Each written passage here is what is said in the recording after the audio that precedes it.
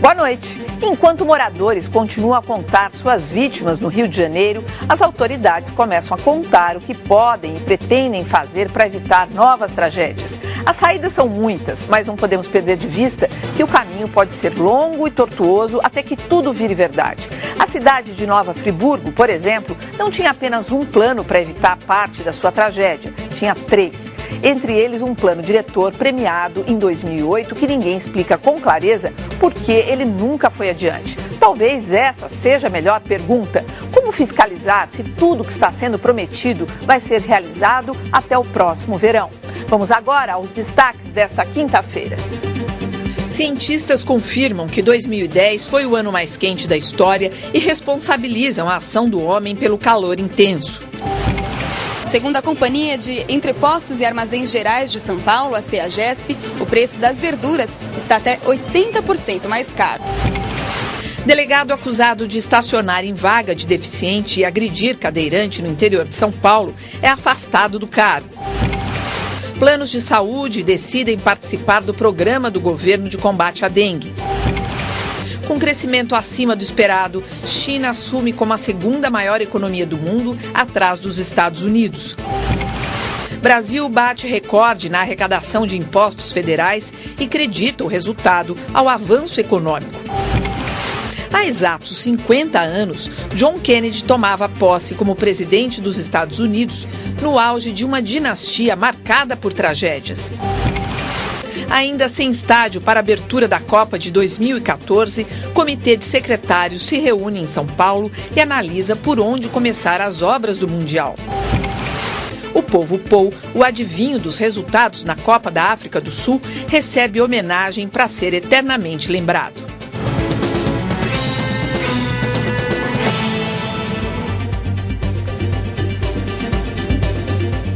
Participam desta edição do Jornal da Cultura o advogado Ayrton Soares e o cientista político Carlos Novaes. A tragédia que castigou a região serrana do Rio de Janeiro completa hoje 10 dias. O número de mortos chegou a 750. Dados oficiais apontam que pelo menos 333 pessoas estão desaparecidas. 10 dias depois, e muitas estradas ainda estão bloqueadas. As equipes trabalham das 7 da manhã às 7 da noite. 12 horas. Enquanto nós acabar de tirar essas lamas todas, nós continuamos ficando aqui. Vários bairros ainda estão sem luz. Os fios de eletricidade estão no chão. O lixo se acumula nas ruas. Em Teresópolis, 150 máquinas trabalham sem parar. O lixo doméstico vai para aterros sanitários. A lama vai ser usada em terraplenagem. E, em muitos casos, os resíduos naturais não serão recolhidos. As pedras que rolaram, inclusive, estão auxiliando nas contenções. Essas pedras estão sendo quebradas, que tem pedras aí de 80 toneladas, e usadas nesse sistema. Onde a chuva parou, o sol secou a terra e o caminho virou um poeirão. O cheiro forte da lama que estava no fundo dos rios deixa a população com medo de doenças. Muita gente anda de máscara. O problema é que agora vai vir as doenças, né, com essas poeiras. Gripe, essas poeiras na vista é muito ruim, tá brabo o negócio. A Marinha montou um hospital de campanha semelhante aos usados em guerras. A imunização não para, mas começam a aparecer os primeiros casos de doenças. Nos últimos 2 dias, a gente já começou a ver casos de pacientes se queixando de diarreia, vômito, dor no corpo, cefaleia, alguns já com febre. Hoje, o hospital atendeu as vítimas de um acidente. Um helicóptero do Exército que participava das operações de resgate caiu quando se preparava para um pouso em Colina, entre Teresópolis e Nova Friburgo. Os 5 passageiros, 3 militares e 2 funcionários da Cruz Vermelha tiveram ferimentos leves. Quem viveu a tragédia não vai se esquecer nunca mais dos momentos de desespero. Tinha uma senhora ali, ó, pedindo socorro, para mim ir lá socorrer ela, não deu para socorrer de maneira nenhuma. Encontrar alguém com vida agora é praticamente impossível. Desde segunda-feira, 18 cães treinados que já participaram de buscas em outras tragédias, como a do terremoto do Haiti, participam dos trabalhos. Já encontraram 32 corpos. As doações não param. Hoje, na missa de aniversário do Rio de Janeiro, fiéis levaram donativos para a Igreja da Penha, agradeceram a paz nas comunidades e pediram a São Sebastião pelos irmãos da região serrana. Vai levantar Friburgo outra vez, vai levantar Petrópolis, Teresópolis, ele vai levantar essas cidades que derrubaram. A tragédia que mudou a vida em 7 cidades da região serrana mudou também a geografia. Homens do Exército sobrevoam as regiões atingidas tirando fotos. As imagens fornecerão as informações para a nova cartografia. Os desenhos dos rios vão ter de ser refeitos, com lugar para ilhas fluviais que antes não existiam. Há casos de rios que ficaram 3 vezes maiores, tanto em largura quanto em profundidade. Os rios mudaram de curso, o rio passava atrás das casas, agora está passando onde era a rua, enfim. Mas não é uma mudança de curso que, desde que aquela área não vá ser reocupada, que tenha que se recolocar. Depois de 10 dias, vários problemas foram detectados. A devastação nas encostas ficou maior porque a vegetação foi levada pela água e pelos deslizamentos. Vários rios estão bloqueados com entulhos, pedaços de construções, pedras gigantescas e até carros. O solo antes fértil agora está coberto com a areia que veio do rio. Você tem uma perda de solo agrícola enorme, que vai dar um grande prejuízo para a região. Tem que ter uma série de políticas direcionadas para a recomposição do solo, do humus, do fundo de fertilidade. Mas o maior de todos os problemas são as construções em áreas de risco. Em Teresópolis, o Ministério Público admite que são várias irregularidades. Gente que construiu em terrenos invadidos, em áreas de proteção ambiental, loteamentos clandestinos. Esse carpinteiro vive há 20 anos numa construção ilegal.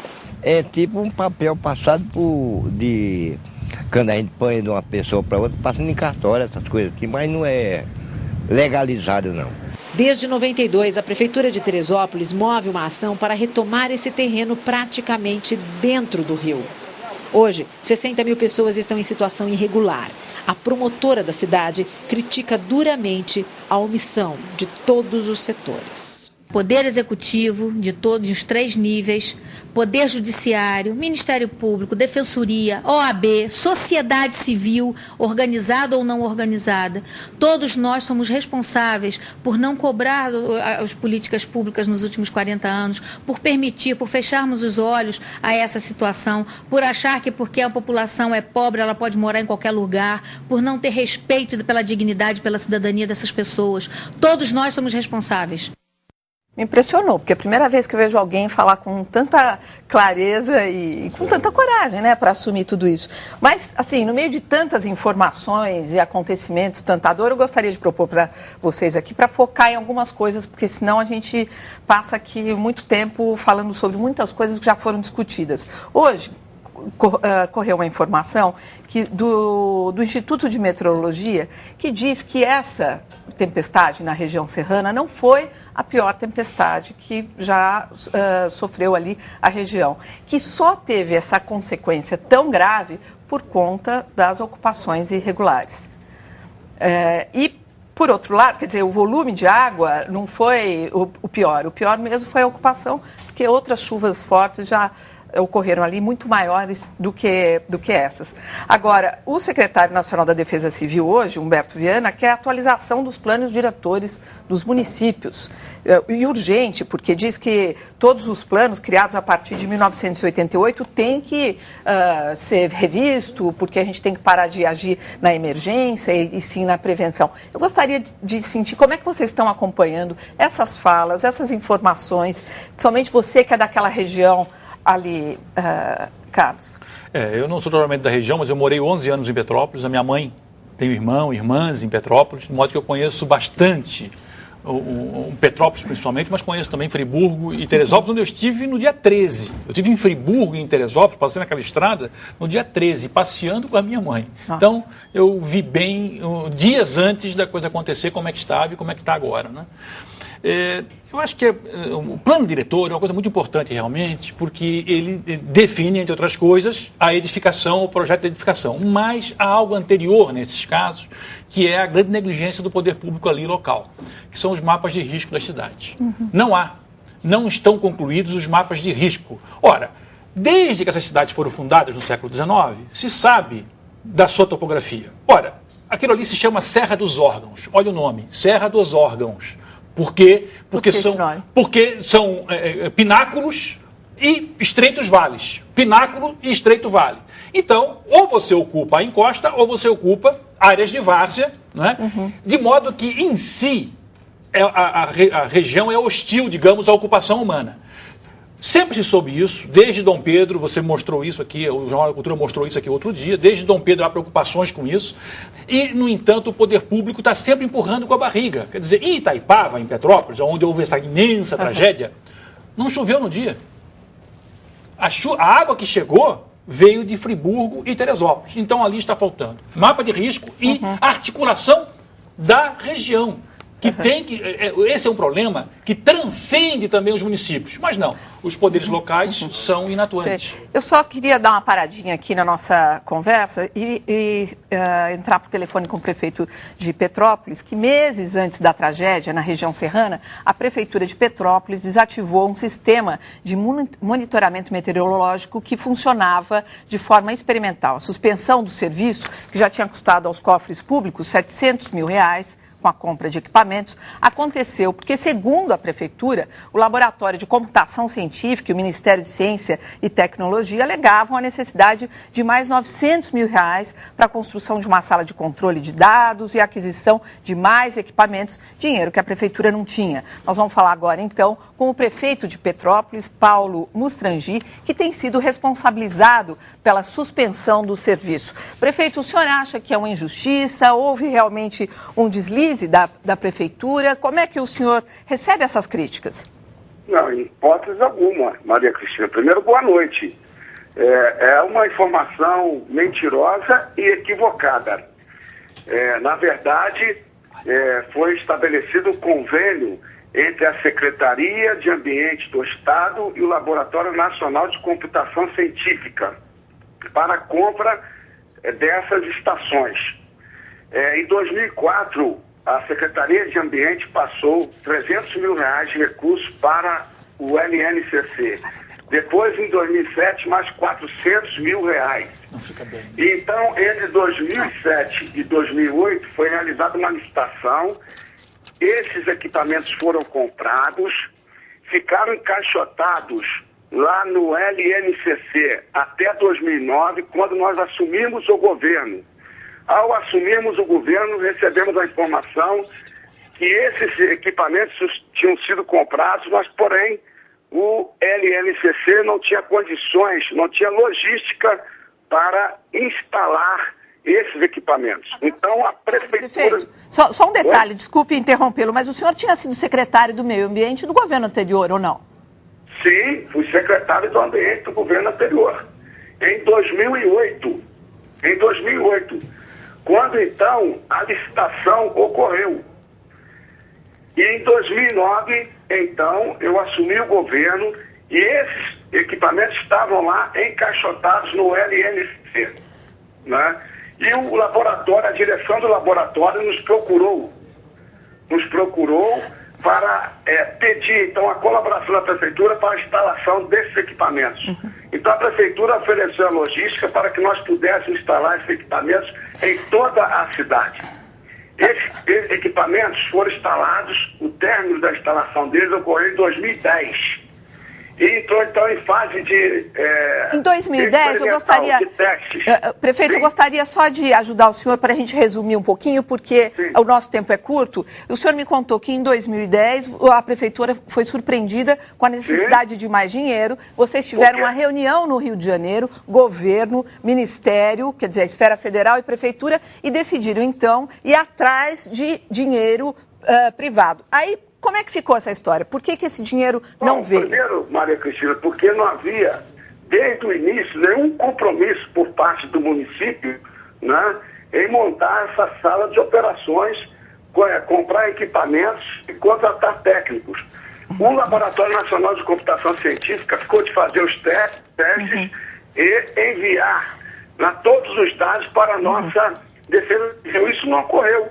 E no final de outubro, então, eles nos apresentaram um gasto, um custo melhor de R$900 mil Dinheiro esse que a prefeitura nem previsão orçamentária tinha. Bom, prefeito, né? isso a gente já disse aqui, também, já foi dito aqui.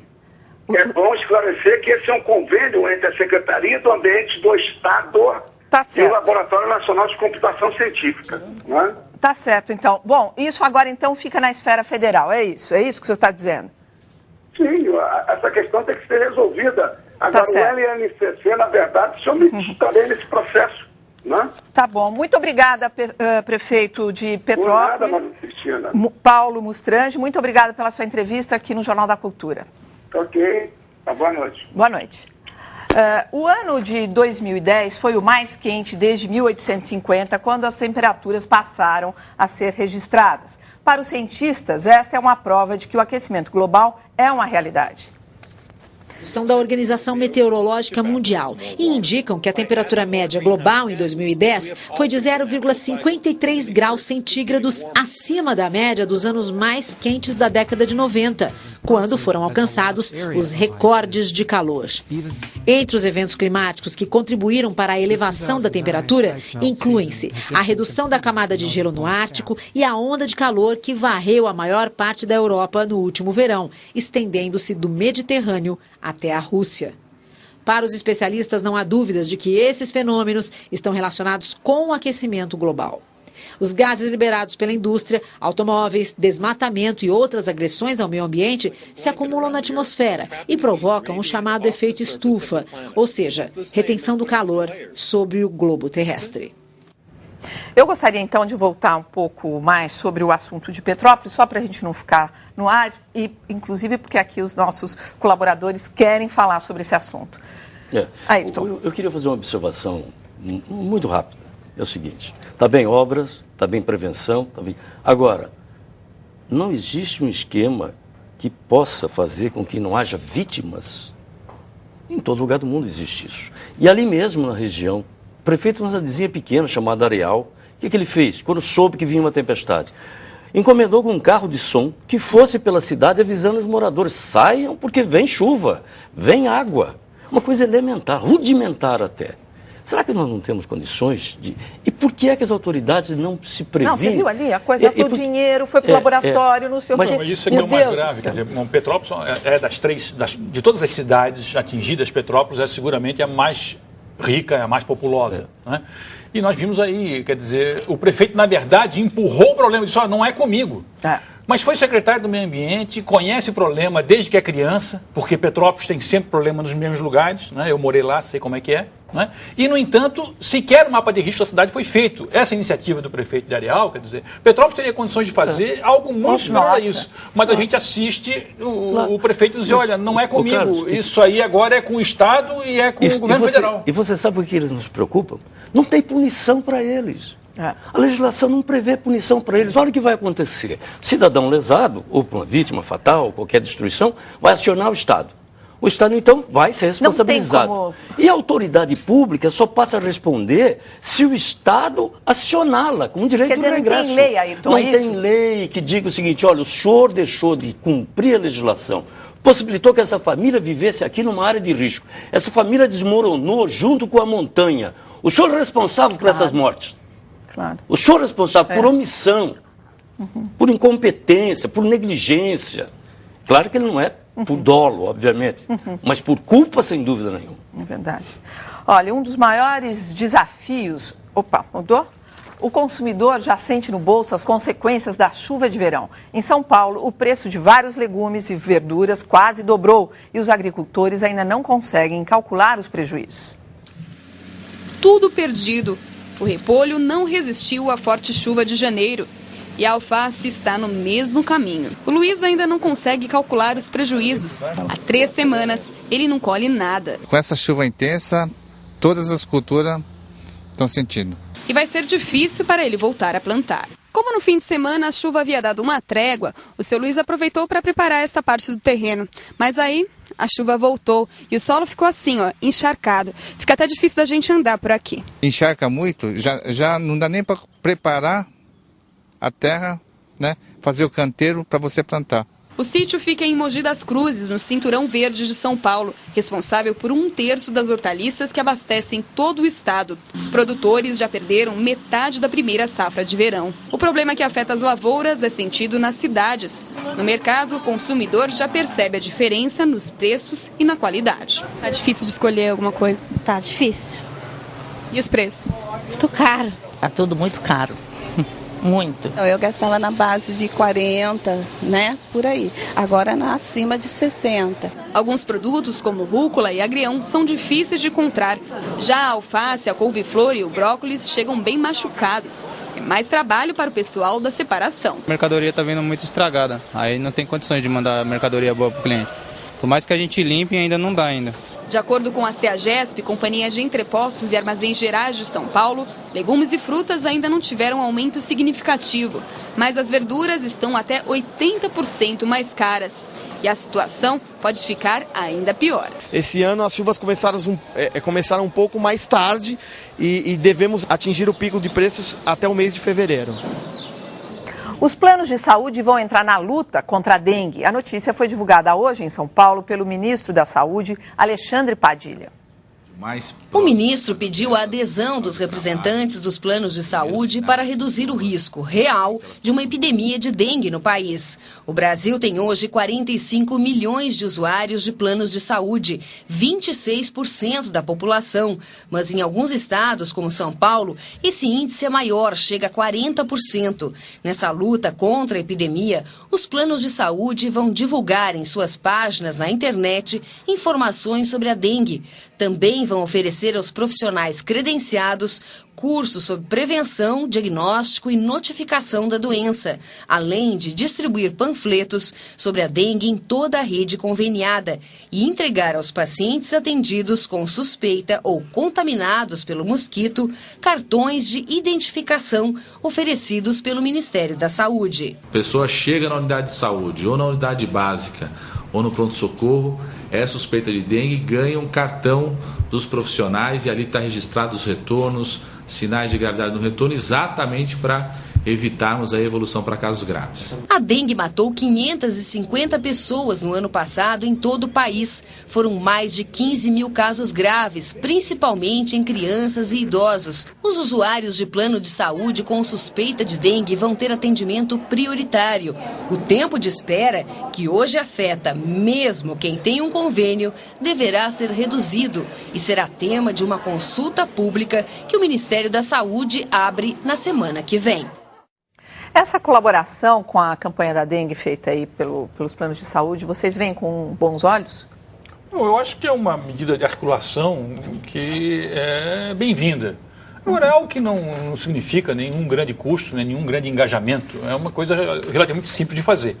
O que é importante mesmo é que se obtenha dos planos de saúde a remuneração, que eles paguem aquilo que eles não pagam ao SUS. Ou seja, a pessoa do convênio que é atendida pelo SUS, o convênio economiza aquele recurso e os convênios não repassam esse dinheiro ao SUS, que seria uma das providências que viabilizaria o SUS no Brasil. O SUS é uma excelente proposta que precisa ser viabilizada. Então, acho que esse que é o grande desafio do ministro da Saúde novo, e não só essas articulações que, na verdade, ficam bem na fita, os convênios, mas ficam devendo muito ainda. Olha, a Secretaria de Segurança Pública afastou o delegado Damásio Marino, do 6º Distrito Policial, em São José dos Campos, a 97 quilômetros de São Paulo. O delegado é acusado de agredir um cadeirante com uma coronhada por causa de uma vaga no estacionamento. O advogado Anatoly Morandini mostra a camiseta suja de sangue e as feridas na cabeça e no rosto.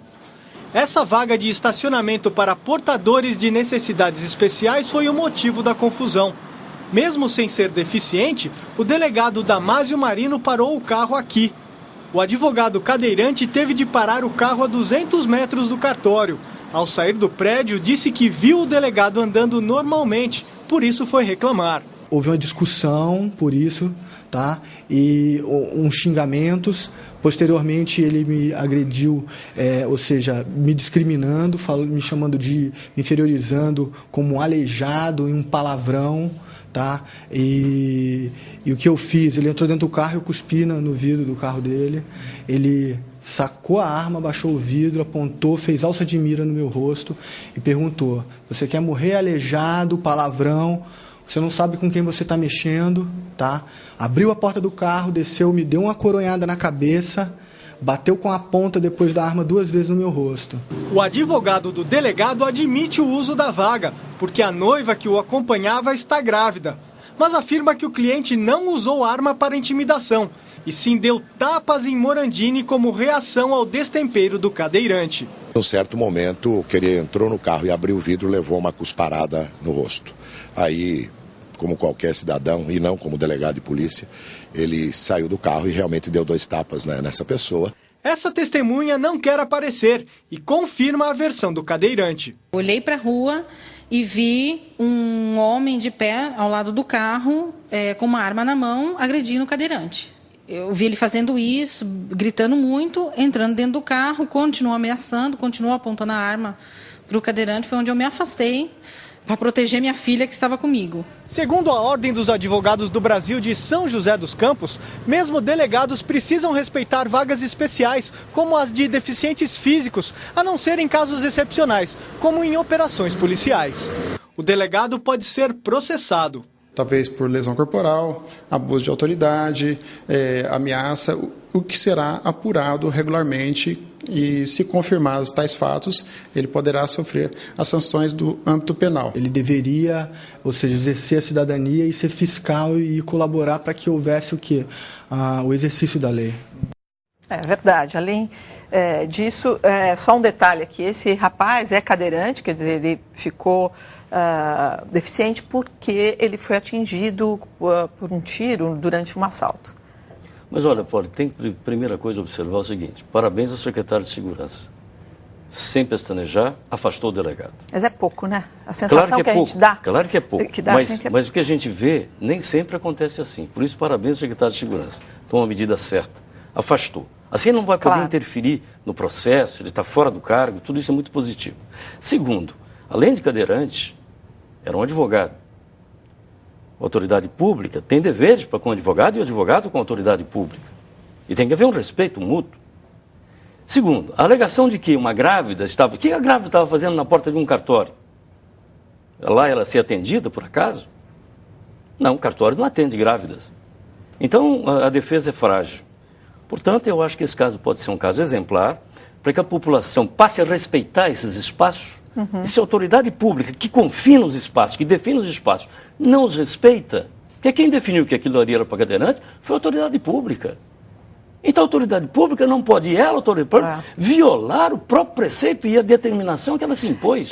E o comportamento desse delegado, na verdade, representa um comportamento muito comum, né, que é no estacionamento de shoppings, para idosos, as pessoas vão. Outro dia eu vi um cara falando assim, coloquei mesmo e coloco de novo. E uma senhorinha falava assim, mas você está errado, você está com a sua filha, não estou nem aí, a senhora quer que eu volte e estacione de novo? Era assim, eu falei, nossa. Poli, você veja, só para terminar, veja o que significa uma punição exemplar para esse cidadão, para essas pessoas que não respeitam. Até o delegado foi punido, opa, peraí. Agora, se ele ficar impune, é a sua tese, né? O que é também interessante de observar nesse caso é o seguinte, é o fato de que, além de estacionar no lugar do cadeirante e tal, o que é absolutamente inaceitável, desproporcional, é a reação do delegado à militância, digamos, do cadeirante. E você acabou de falar da história da senhorinha. Exatamente isso. Esses direitos que foram dados a certas categorias especiais, as pessoas estão muito cientes deles, estão dispostas a lutar por eles. Então, se não houver por parte de quem está do outro lado temperança, nós vamos começar a ter situações de pugilato, de ameaças dessa ordem, porque as pessoas estão muito militantes, elas estão sendo convidadas a defender os seus direitos. Então, se não houver tolerância e temperança do outro lado, nós vamos começar a viver situações de violência muito graves. E aí fica especialmente grave o que aconteceu, porque o sujeito é uma autoridade pública. E mais, o cadeirante foi fazer a questão da delegacia e não lavraram o boletim de ocorrência como deveriam ter lavrado, porque não colocaram a agressão no boletim de ocorrência, o delegado colega, né? Não colocou o nome do delegado de agressão no boletim de ocorrência. Quer dizer, é uma situação que só o secretário de Segurança é que salva o poder público nessa hora, porque o resto ficou tudo muito comprometido. Puxa, é mesmo, hein? Bom, olha, a economia chinesa, mudando de assunto, indo para a economia, registra um crescimento acima do previsto em 2010 e ultrapassa o Japão como a segunda maior do mundo. Em Washington, China e Estados Unidos tentam acertar os ponteiros do comércio bilateral. O brinde na Casa Branca sela uma amizade que desperta a atenção do mundo inteiro. Na medida em que os dois gigantes reduzirem suas diferenças, isso pode ter reflexos em toda a economia global. Os Estados Unidos esperam que a China pare de manter a cotação de sua moeda, o yuan, artificialmente baixa, recurso utilizado pelos chineses para facilitar as exportações. Graças a essa e a outras práticas, a China registrou em 2010 um crescimento acima do previsto, de 10,3%.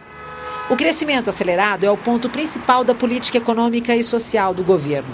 Ao responder à proposta dos Estados Unidos em favor do respeito aos direitos humanos na China, o presidente Hu Jintao admitiu que é preciso avançar nessa questão.